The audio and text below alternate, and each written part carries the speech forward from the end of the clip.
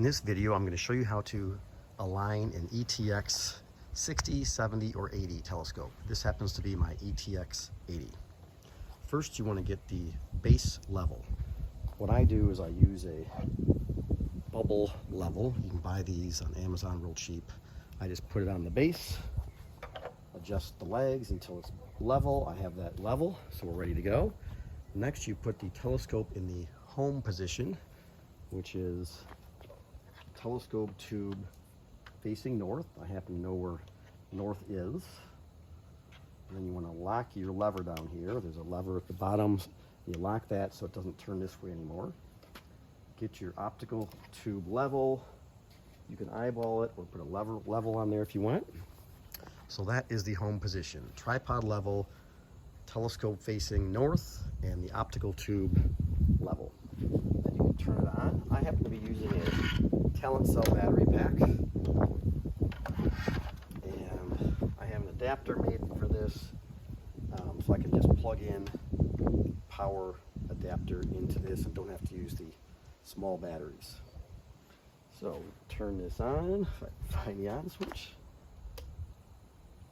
Okay,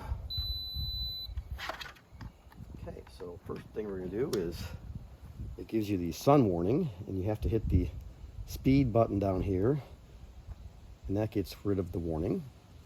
And then it just tells you a detailed description about this. You can look in the manual.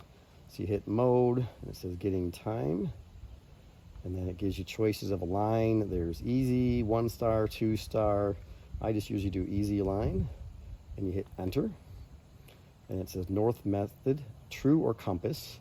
I'm going to do the down arrow for compass because I tend to use the compass. And then it tells you to place the telescope in home position, facing north and level. Hit enter. So it's selecting a star.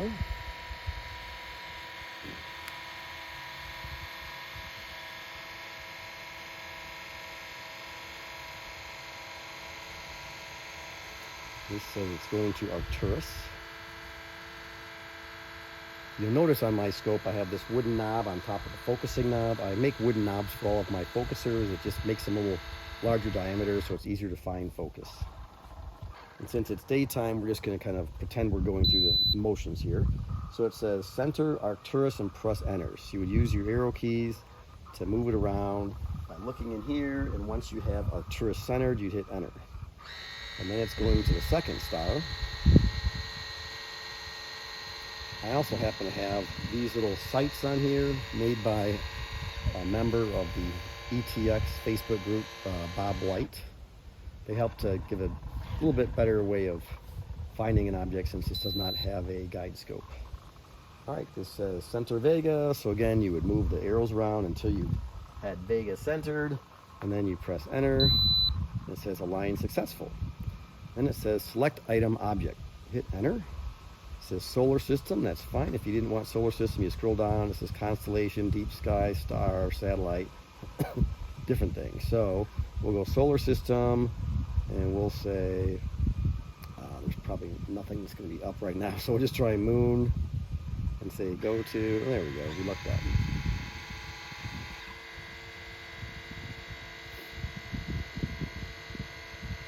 So then it will slew to that object.